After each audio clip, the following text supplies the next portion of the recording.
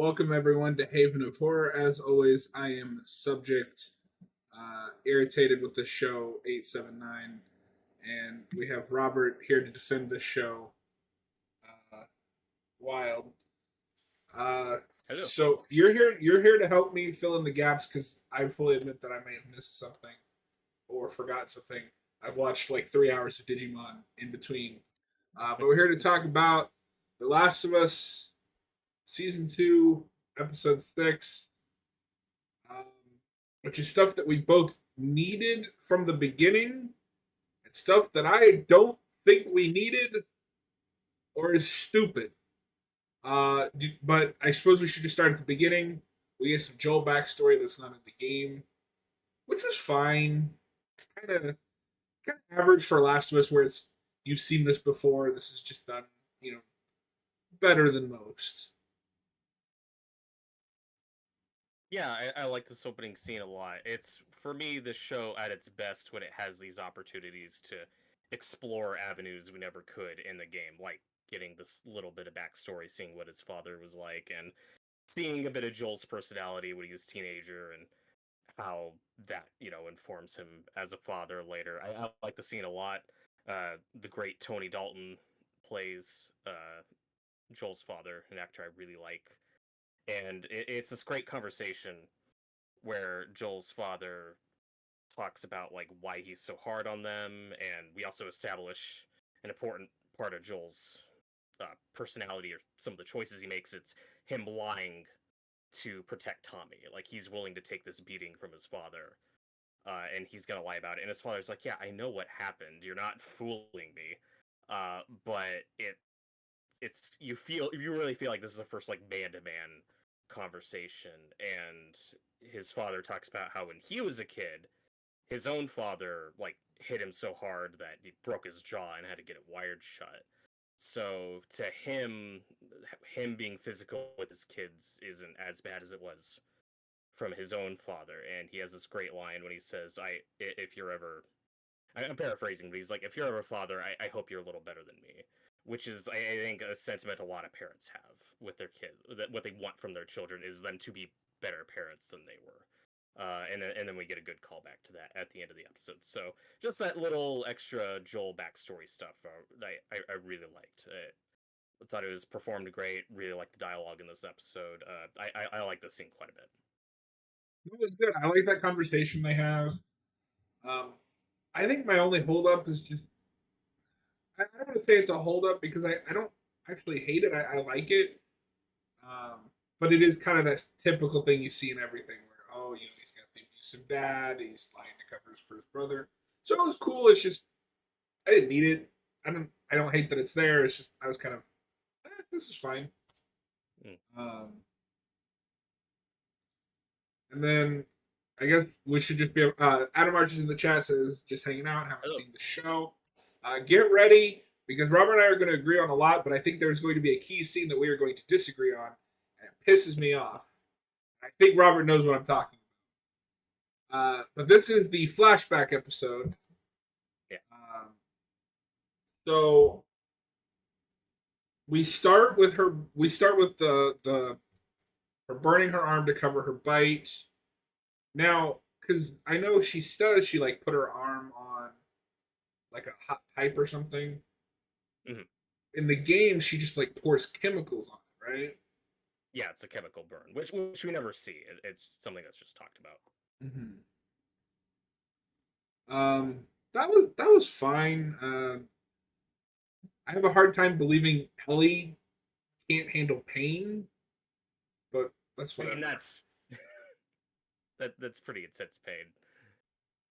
Yeah, But I don't know.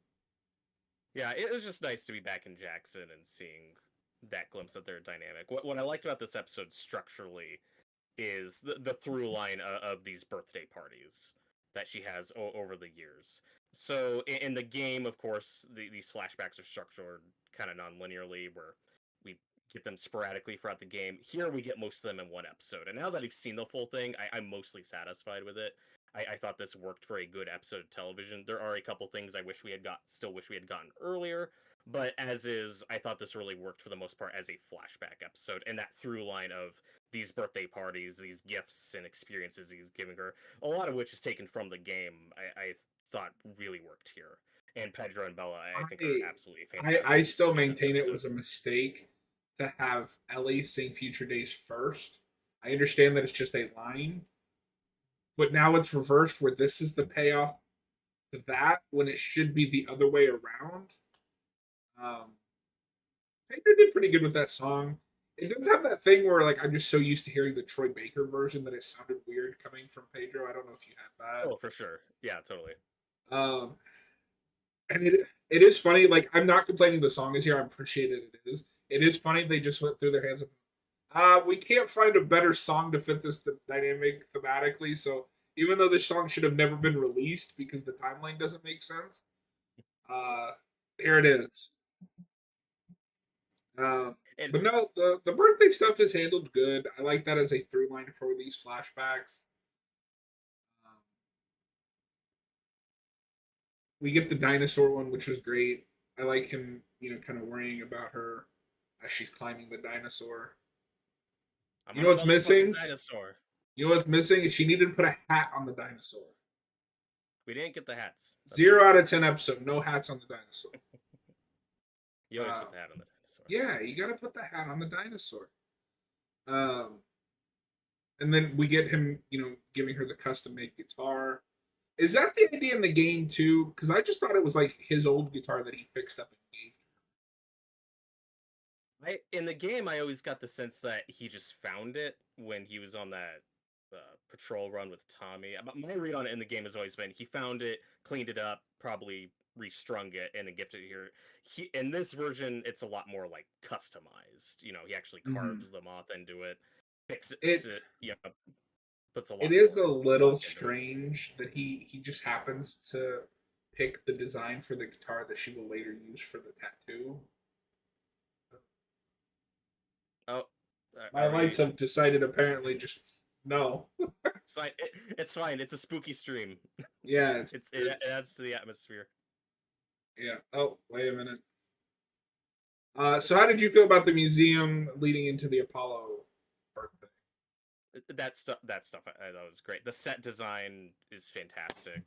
Really like the cinematography.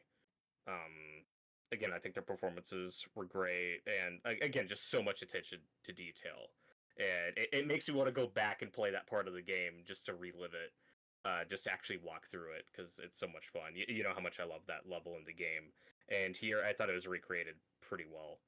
We also get like that little in the lead up, that little bit of dialogue when Joel talks about like, you're around Jesse a lot. I have an eye for these things. Like, are you two? Are you? And she's like, trust me, I'm not. And there's a great line they add that's not in the game where she's asking again about going on patrols, and she's like, "I'll tell you what, if I never get pregnant, you can start doing patrols," which is really funny because that's obviously not something she's worried about. But still isn't, she hasn't come out to him yet, like the game, because she doesn't know if she's going to take it. But yeah, all their banter back and forth, I thought was handled really well. Yeah, no, that was handled well. Robert, I've said this before, but it's shocking what happens when they just take the game and put it on the screen. Isn't that surprising? A lot of the season's done that, yeah. No, it hasn't. A lot of the season has, yeah. It's Oh, very okay. faithful. Except all that stuff that's not. There's some differences, but it's very faithful. They hit a lot of the important beats in mostly big sequences, like in this episode. They handle the Apollo stuff great. I think that is probably like the best scene.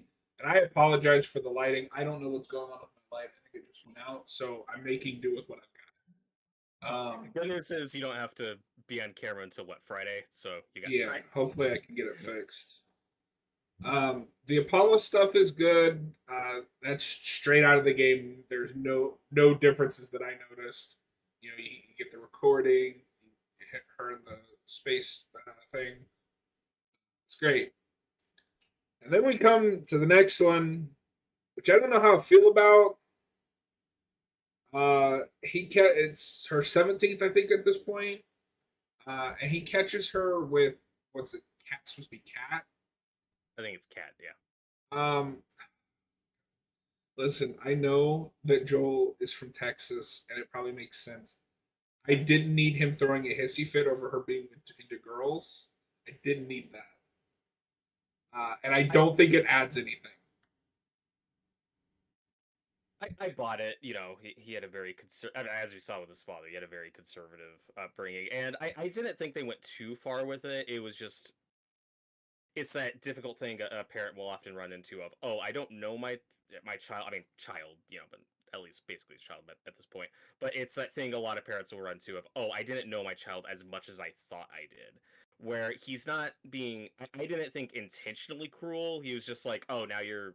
He's very flippantly like, oh, now you're experimenting with girls. Like, what's that about? And to her, that's very hurtful because it's like, yeah, it's not experimenting. That's just who I am, and this is just a conversation they haven't had yet. And then it worked for me when we get the rest of that scene when he calms down and is very chill about it.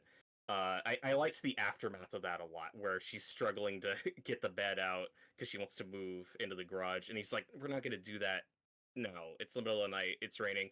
I'll help you with it tomorrow." So I thought that was a really good scene of, okay, I've got a lot of questions and that was kind of a rough day, but I will help you with this. Like we're cool.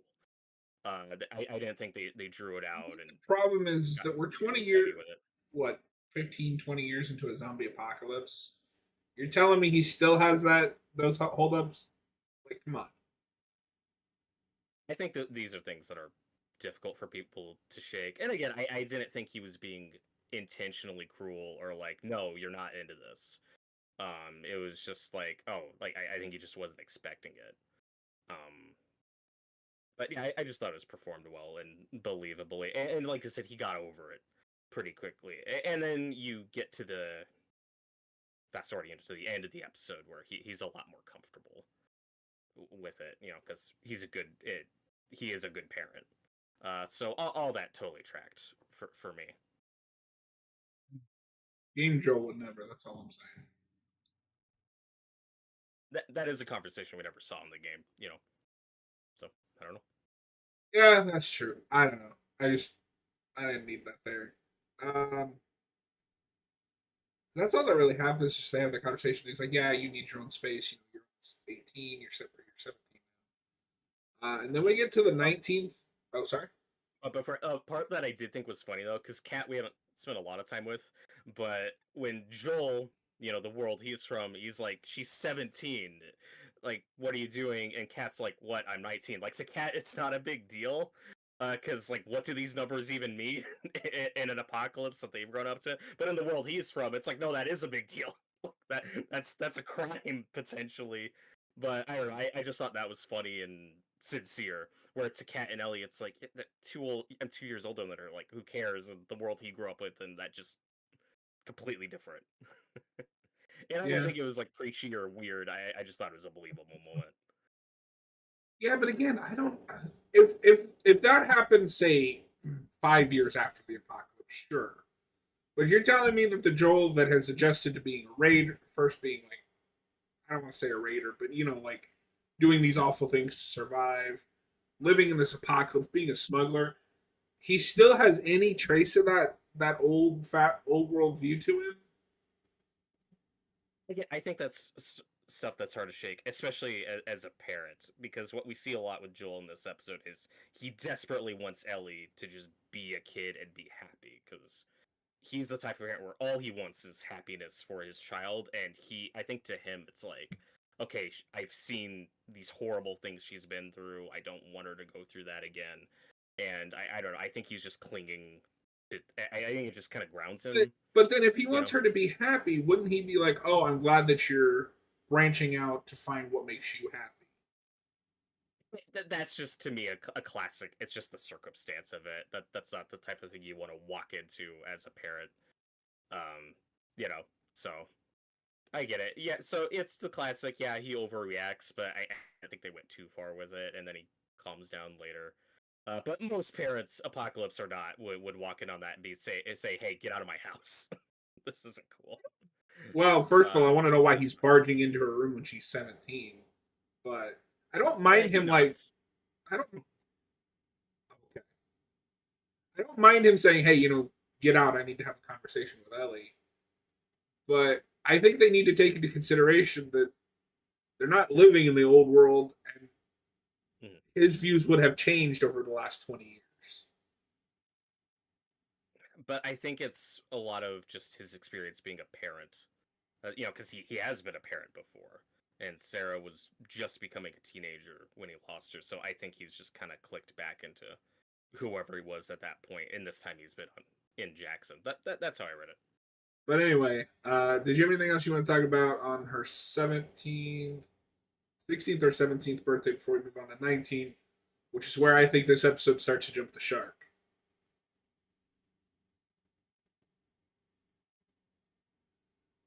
Did you have No, anything else you wanted to say no, about 16? I'm Okay. good. So on 19th, we finally encounter Eugene. They meet him, and he has been bitten, and this is all original to the show. And Joel promises him, "Hey, we'll take you back to the city," because Ellie is a moron. Oh, hey, my light is stopped flickering. And so he begs, "Hey, take me back to Jackson. I want to say goodbye to Gail." Blah blah blah. And Ellie, being the moron that she has consistently been this season, is like, "Sure, we'll take the infected person back to a whole settlement of people, so that the off chance they don't turn early, they can say goodbye to their wife." And Joel, for whatever reason, decides to play along, and then changes his mind at the last second and shoots him. And then Joel tells Gail, Catherine O'Hara, "Oh, your husband was brave. He went out, on his own terms, to comfort her." And Ellie, again being an idiot, is like, "No, he died scared and alone, and Joel murdered him."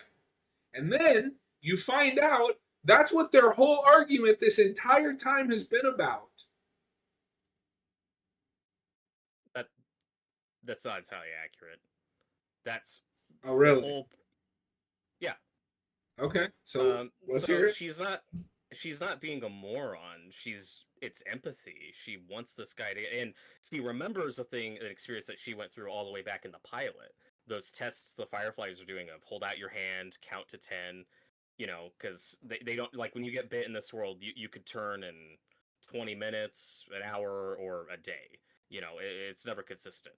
But she does this test on him to see if he's showing signs of change yet, and he's not. So to her, Give it's me like, give me 1 second. Sorry, my headset's starting to beep and it's driving me crazy. fine. Stupid batteries.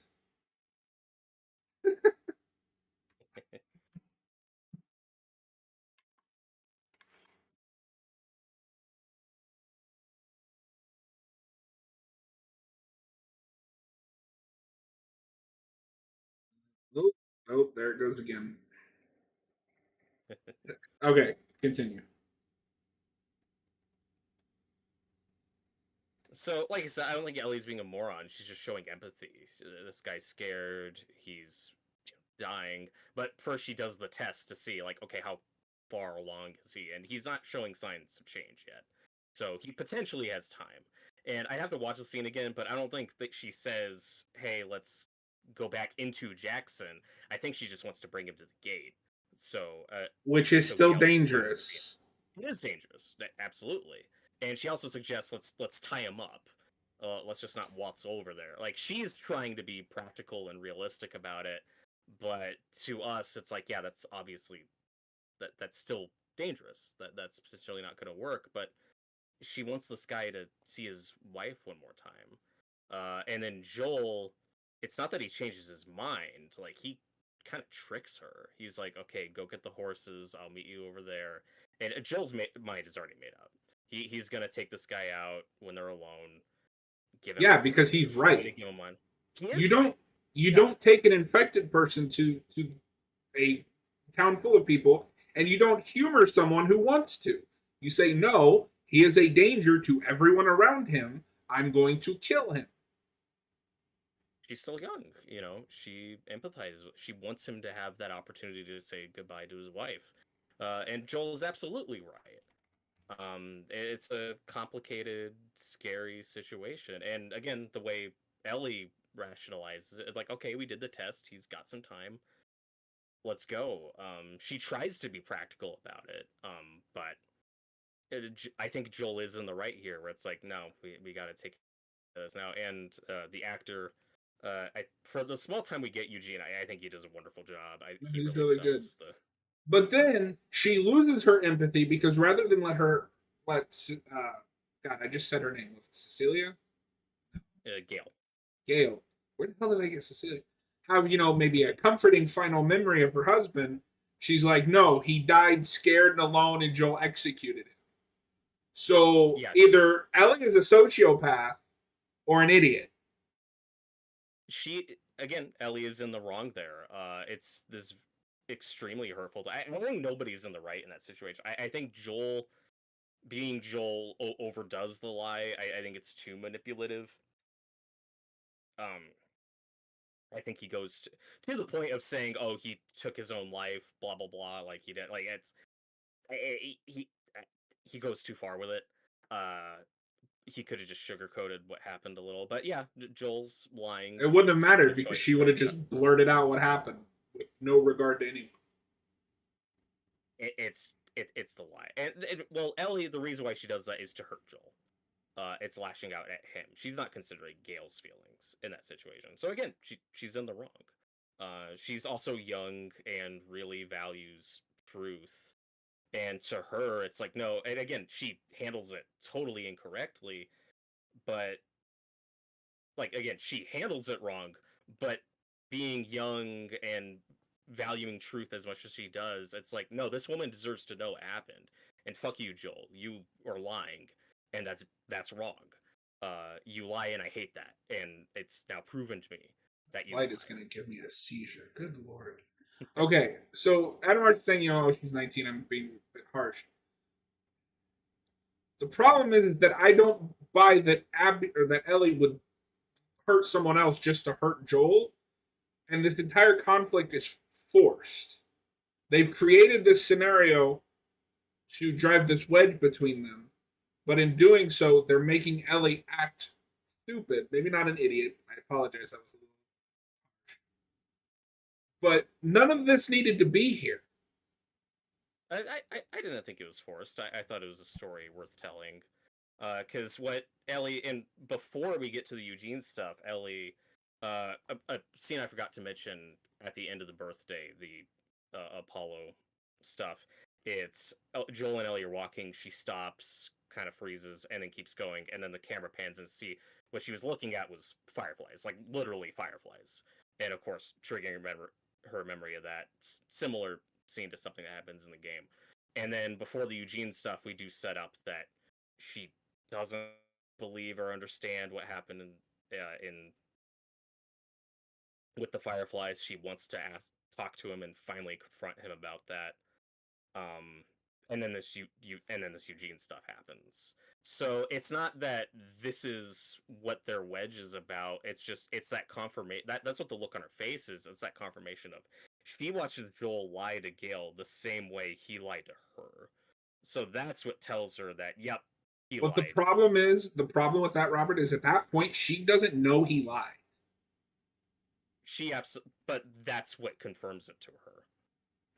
But that's not a confirmation. That's just, oh, he could have.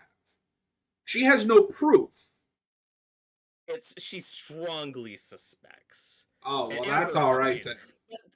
Well, A, she's young, and B, she all this information, what he told her, like doesn't All make any sense. all you needed to do to make this work was this is the catalyst that makes her run away back to the lab, like in the game, that finds the recording that proves that they were working on a cure, and then you have the confrontation like in the game. This is this typical thing with this show where it takes the most roundabout way to get to point B from point A when there's already a more simple solution in the source material. I like both. Both work. Both make sense to me. Uh, it's just this tragic. I like this tragic story with Eugene. Looks like we're set up for it. Wish we got a couple more scenes with him with Gale and with Joel or early on, but I I totally bought how this played out. I like seeing Ellie in this situation where she knows for sure that Joel's lying about something, and that just makes all her worst fears realize. Again, she doesn't know the full details until the very end, but like she knows, and she's always known in both versions. Like when she says okay at the end of part one, she knows he's probably lying, but she's choosing to go along with it, and then it becomes too much to handle later, and then the rift happens. But she's always suspected, at least, that he was lying. And for her in this version, when he lies to Gale, it's like, oh, okay, yeah, he lied to me. Like she knows in her heart, and she is right. Again, she handles the situation incorrectly. I agree. Definitely lashes out, but I bought it.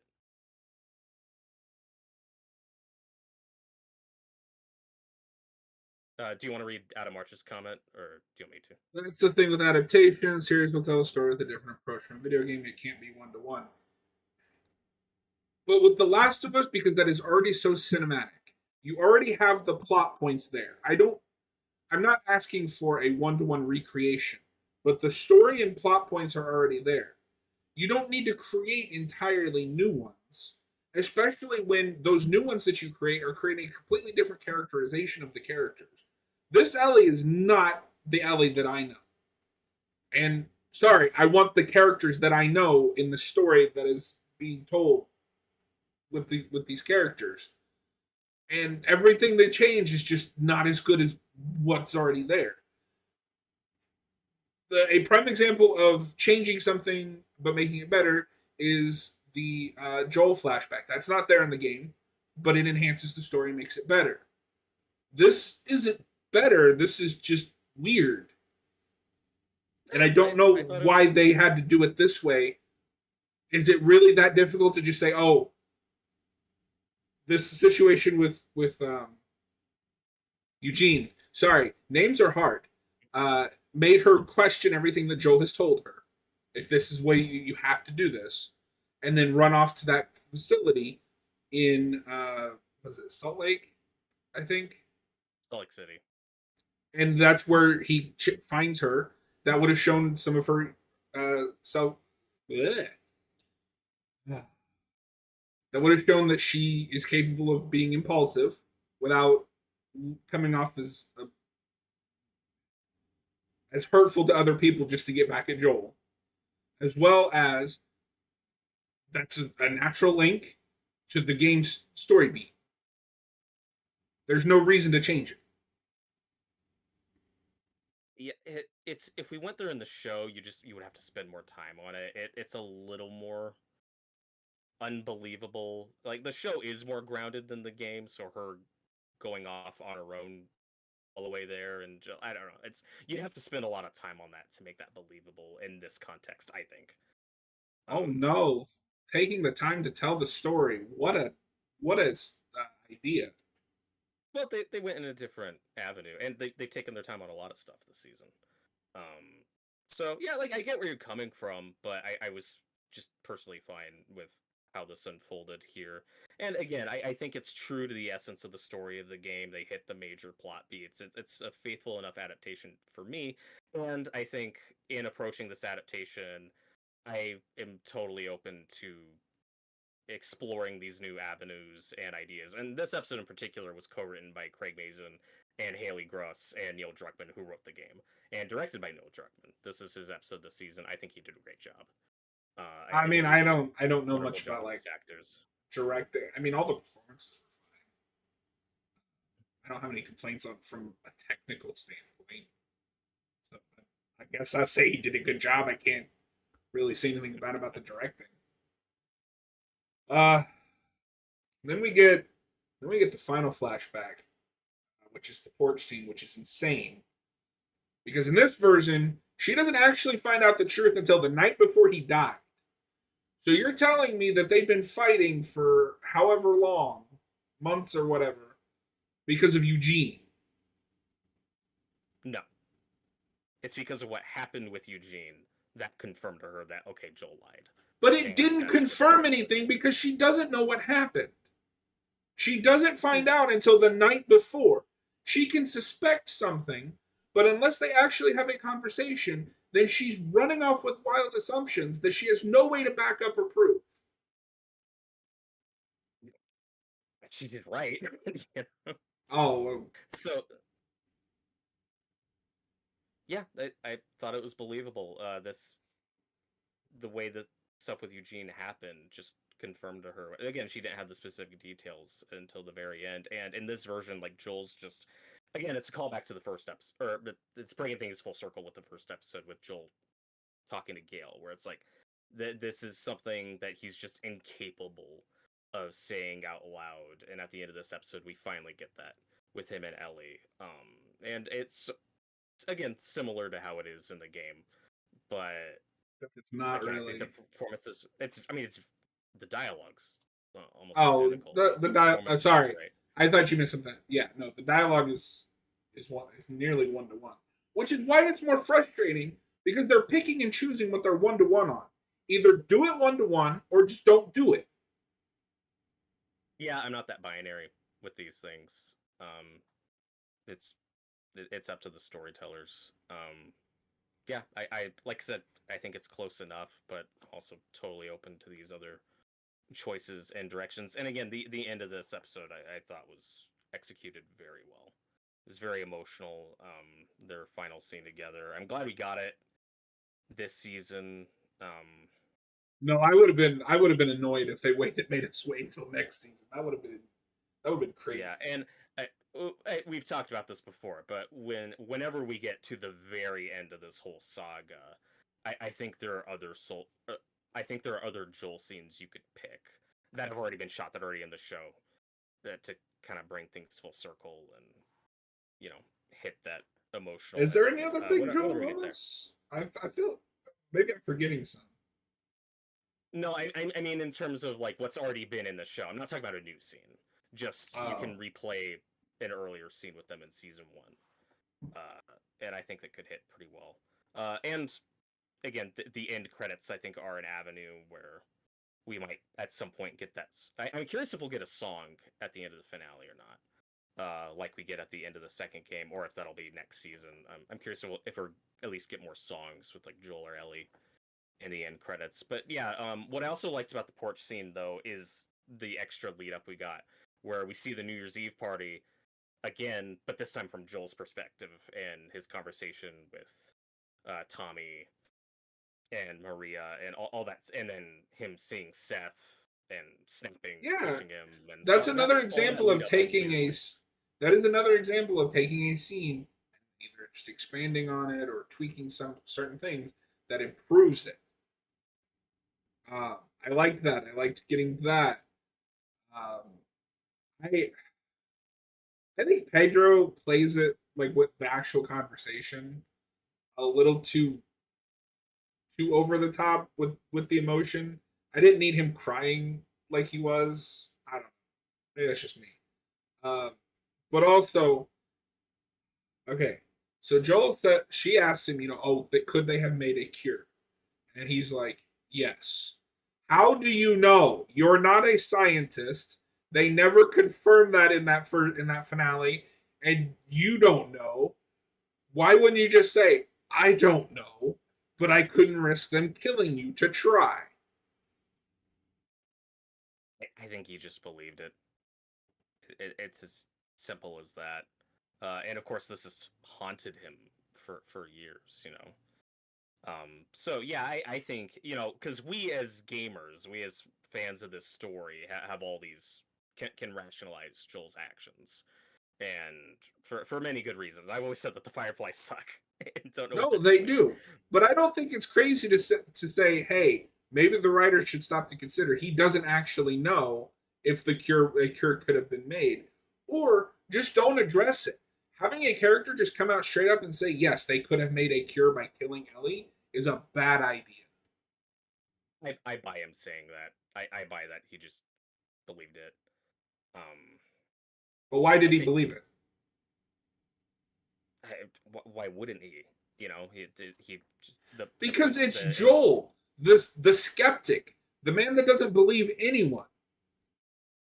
Yeah, but I mean, she is immune. And the way Marlene laid it out, I think he had enough information to be like, yeah, like they can do it. I don't care. I'm saving her. Why would he trust Um, Marlene all of a sudden? it's not about trust, but like, I just he bought it, and I But think he was why? supposed to buy it. But But I why would don't he buy buy it? it because I think he had enough information. Like they had surgeons, they explained how she was immune and how they were gonna do it. Oh, and it's gonna kill her, and that's why he saves her. That's why he kills all of them. So you're telling me that the man that constantly questions everything has, has survival instincts, doesn't like the Fireflies, suddenly is like, well, they know more than me. I'm just going to listen to what they're saying. Well, you just said it yourself. He's not a scientist. Yeah. So Like why would he I say? don't. Why wouldn't he just say, I don't know, maybe? I get again. This has haunted him for years. I think he's just like, yeah, yeah. I don't know. I think it would have been insincere in that But moment why does he because feel it's such a guilty? heavy scene. Oh, of course he's felt guilty. This, but he also says, and this is in both versions, if I had another chance that moment, I would do it all over again. I Okay, don't so I'm care. glad you said that. Sorry, real quick. Glad you said that because off the top of my head, I couldn't remember if they included that in this version. Um, I don't know. In the game, I never feel like in that conversation he feels guilty about what he did. I think he feels guilty about a lot of things he's done. I'm sure he does about a lot of things. I don't think, at least in the game, I never get the impression that he feels guilty about what he did at the end of the game, first game. Because if you did, then you wouldn't say I would do it again. Both things can be true. You can feel both. You can feel like I did this horrible thing, but I also did what I needed to do. Like both things can be true. So yeah, I thought that scene was really well acted, and but a part I forgot to mention that I really liked during the Eugene scene, where the of mice and men moment, when he's gonna put Eugene down, and Eugene just said, and Eugene of course is being selfish, saying I just want to see my wife.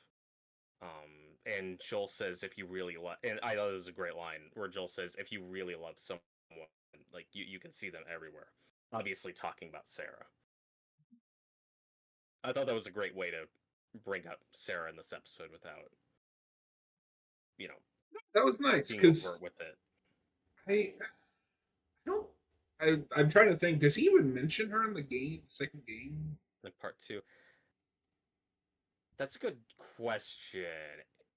If it's not a lot.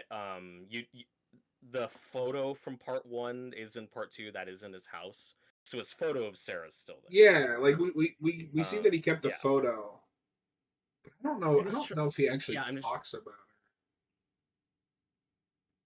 yeah, But also, show Joel is way more emotional than game Joel. yeah. He is more emotional for sure. And I like both versions a lot. So I'm Yeah. glad we finally got. So we set it up in the first episode, paid it off here. I'm glad we've got that final conversation with them. And again, just the tragedy being that they're finally going to patch things up, and then he's going to die, very similar to the game. But yeah, overall, I really really liked this episode. I thought the acting was great, cinematography was great. I thought it was emotional. Again, a couple things I'd tweak and change about it, but I kind of adored this episode. It was alright. I was with it up until the 19. Everything from 19 on, lost me. Oh, Um, and also after Eugene dies, it's a great shot of them dragging his body back. He's wrapped up. He's got the blood on his head. There's just a reference to when Joel died and they were dragging his body. It's just that the visuals there I thought were great. Very heavy and kind of a nice dark callback to that moment. Robert. Um, I don't know what to score this. I don't think we're consistent on this at all. Because I do agree it's perfectly fine episode of television, but I can't separate it as an adaptation, which is, again, in my opinion, it utterly fails at least in the back half. So I'm gonna split the difference. It's a little lower, but I'm gonna split the difference between being a good episode and being mostly a bad adaptation and give it a 7. All right, that's fine. I don't agree at all. Obviously, I think it's a pretty good adaptation. Occasionally great. Um, it's very faithful. And just taking it on its own terms and looking at it as is, I think it's a very good. I think it's a very. I've had some flaws, but for the most part, a very good season of television. And this might be my favorite episode so far. For me, this was a 9 out of 10. Not a 10 out of 10, but for me, a 9 out of 10. I really liked this episode, and So they've. And I don't think it utterly fails as an adaptation because again, they hit most of the really major important stuff from the game, and in my opinion, mostly really well. And except very for faithful. characterization, plot points, blah blah blah. But But anyway, the characterization and plot points are very similar. okay. Yeah, just objectively speaking, actually, yeah, They're it's not. very close to the game. Yeah, it's very close. That's probably Al- the most faithful video game adaptation like I've ever seen. Like, okay, but that is yeah, also a really low bar. That's not saying anything. Um, so next week is the finale. So I'm assuming they're gonna do the aquarium. We'll see how that goes. And then it's looking more and more like we were right. Right. The big yeah. cliffhanger will be the we let you live and you wasted it. Which, and again, this is ever since we started talking about the show. I've been dreading that cliffhanger, but I've also said, like, since the premiere, like, thank God we got that Abby backstory out of the way Yeah. and didn't make that the worst case scenario would have been following the game that literally and ending on that cliffhanger and people watching not even knowing why Abby Yeah. killed Joe. That would have been a horrible I mistake. really, So at I least we really had want that. to talk to people after the finale airs that haven't played the game because I'm Mhm. curious to see how that will play. Right. Because you're the only person that I have to talk about this show, and we're both, fans of the source material. We know what's coming. So I find it in. I would really love to talk to somebody who watched the show that doesn't know anything about the game, or it hasn't played the game, and because like Yeah, if for you're sure. if you're playing the if you're just watching the show, because I don't know if you've had this thought, but I'm sure you have. You don't even know the next season is going to be like Abby's season, right? Like if you haven't Mhm. played the game, you have no idea. Uh, you know, although okay, so I've been having this too. I don't know if you have, but obviously next they said what they want to do 4 seasons, right? So because then part two will be Potentially, that's not potentially confirmed 4. yet. Oh, okay. Because obviously this is all the build up and then the Ellie bit, and then season 3 will be Abby. So either if they do a fourth, how are they going to structure this? Like, are they going to make Abby's bit like all 7, or do you cut that off? Because Ellie only really gets what 2 episodes of Seattle. Right. Yeah. No, I thought about it too. I'm curious how they're gonna structure it. I have It's a no gamble idea. if they stick that close. Yeah. I think we might see Ellie like a little bit in the premiere, and they might make you wait a few I episodes. also But I don't know. wonder, just because of the way TV is formatted, if they'll invent Ellie stuff to do in season 3, just because you don't want to lose your protagonist. And correct me if I'm wrong, because I'm not a TV guy. Like I have a few TV shows that I watch.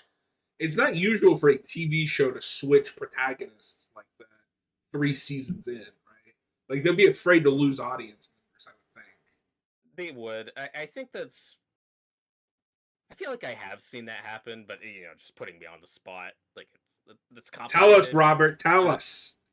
well, you do see this a lot with like ensemble like modern Mhm. ensemble television. We'll kind of switch perspectives, get different protagonists, and of course, we're also used to we're more used to anthology television now, where you have a completely different story season to season. So that is part of what the HBO's known for. So maybe, again, I'm curious how they're going to handle it. Also, one thing we didn't get to talk about last week, because I didn't get a chance to listen to the podcast though, that I am excited about next season is they talked about the the spores and the basement, right?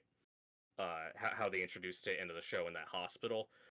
There's something I didn't even notice or pick up on is when Ellie's chasing Nora and she gets to the elevator. Like, the elevator is supposed to be all fucked up, implying that someone has been there already. And if you played the game, you know that that hospital is also part of Abby's story. And one thing they specified in that podcast that I didn't catch was, okay, so there's three basement levels to this hospital, right? B1, which was fine. B2 is where all those people died and they locked it up because that's where the spores started growing. So that's B2. And they said in the podcast, we haven't seen yet what's on B3. If you played the game, you know what's in B3, and that's coming later. So they're giving us the Rat King. Okay. They are giving us the Rat King, and that's really exciting. I can't wait to get to that episode. We'll see how they handle it. So real quick, Adam Arch says, I mean, Game of Thrones exists, but it's different, right? This is, we will not be focusing on the people that have been the protagonists for 2 seasons. And instead, we're going to be focusing, if they do it the way that it's supposed to be done, we will be focusing just on this one character that has been set up as the antagonist, except now they're the protagonist, and the protagonists from the previous 2 seasons will be nowhere to be found. Potentially, yeah. It's a gamble. It's a gamble. I mean, this is all a what if too. Like, we don't know how they're going to structure season 3. They're doing whatever the hell they want with everything, regardless if it makes sense. So that's fine, but we'll see. It's very fair. And as I've always said, I think that epilogue of part 2, when we get that time skip after Jesse's baby's been born, like, that's the stuff I could see them really expanding on. But that's ways away. And I'm calling it right now. That finale is going to be rushed. Is that already confirmed to be an hour? I don't know what the length is. I hope it's an hour. I hope so, because we'll see. Okay, so I'm gonna swing back because I do have one question about the final shot of the episode. But so real quick, so depending on how long the episode is, we have to do the aquarium, which is gonna be cut down to shit. I already know. We have to figure out short part of the game. Once you get to the aquarium, that you're talking about like 15 minutes. Yeah, but I mean, is it too much to ask to see some of her getting there? Oh, sure. I'm just saying, like. Yeah, no, the actual aquarium itself is like 10 minutes, but they're gonna cut all of the cool stuff with her trying to get there. I can already tell. I'm sure they'll cut some of it. It's this show; they will cut 90% to all of it. That's hyperbolic, but okay. It's what they always do. Anything that's potentially interesting about them surviving and like existing in this world, they cut. No, there's a lot of the big set pieces from this game are in the season. The subway, the subway, the radio tower. We got the park sequence where we got the hospital. Like a lot of the key locations we've seen. Where was I? We got the. So we got to do the aquarium. We got to do whatever they're doing with Tommy because that's in a completely different direction. I think Tommy could show up in the exact same place he does in the game. And we got to do Abby getting to the theater. Okay, so my question is, we end this episode, unless I'm forgetting, with Ellie walking into the theater and it's dark and raining. Is that supposed to be picking up where the last episode left off? Yeah, that's what I assumed. Okay. Then where are Dina and Jesse? I wanted to say Joseph for some reason. I don't know why. I assume they're in the theater. Then what was she doing? Who, Ellie? Yeah. Well, I think she's returning to the theater. So what? Did she hang back and they just win? Yeah, that's. Oh no! Wait, no, sorry. I have the last episode structure out of order in my head because they get injured and then she goes to the hospital, right? Right. Yeah. Okay. Never mind. Sorry, I had it backwards in my head. It's fine. Okay. All good. So yeah, I'm looking forward to it. I hope it's good. I'm with you. I hope it's at least an hour. We'll see. We know we're gonna get all the Ellie and Jesse stuff in the next episode. I hope it's good. We'll see. Yeah, spoilers for anybody watching, but if Jesse's your favorite character, I wouldn't get attached. No, he'll be the protagonist in season 3, John. It's fine. I mean, the way Also, this show is going, that could be true. I don't know. That's a also joke. that's fine. But also to your earlier question about how are they going to structure next season with Abby as the protagonist, that doesn't mean we won't see characters like Jesse or Tommy in, like, I don't know, the second episode potentially. Uh, like I said, I think Tommy will probably show up in the same place at the aquarium that he does in the game. So there That's are gonna feel forced if they do it that way. we'll see. Because when Jesse saves Ellie and Dina in the show, like Ellie asks, like, "How do you even know we were in the theater?" And he says, like, do I look like I want to have that conversation right now?" So like, there's a whole story with Jesse and Tommy that we haven't seen. They also talked about getting separated. Again, I think Tommy will probably show up in the aquarium like he did in the game. But so yeah, a lot of the so maybe we will see Jesse in season 3. Wait a Depending on how it's minute. structured. Because yeah. Sorry, I'm trying to think. Tommy doesn't go to the aquarium in the game. He finds Ellie there after she spoiler alert for The Last of Us Part 2. After Ellie Does kills he? Owen and Mel, it's Tommy who shows up and gets her out of there. Okay. That's Tommy in that scene because Jesse's in the theater with Dina. You're right. You're right. I forgot about that. That's still gonna be weird because in the context of the show, then what the hell has he been doing? That's a good question. That's gonna be weird, but we'll see. That is gonna be it for us today. I don't have a whole lot else to say. It's your average episode of the show. Um, we'll be back next Monday with the finale. Um, I'm gonna keep an eye out and see if they release like how long it is, because I think that will be telling uh, of what we're gonna get. Yeah, yeah, that's fair. But And Friday or Thursday, I should be back for more Days Gone. woohoo! Another gaming stream. Get back to that game. Friday, we're going to review David Fincher's The Game, which Noah made us watch. And hopefully, we will see John's new and improved lighting. Hopefully, Hopefully, this is the end of spooky. and spooky it's just for Ghost this John. stream. Yeah. This is how I feel about the Last of Us television show. Anyway,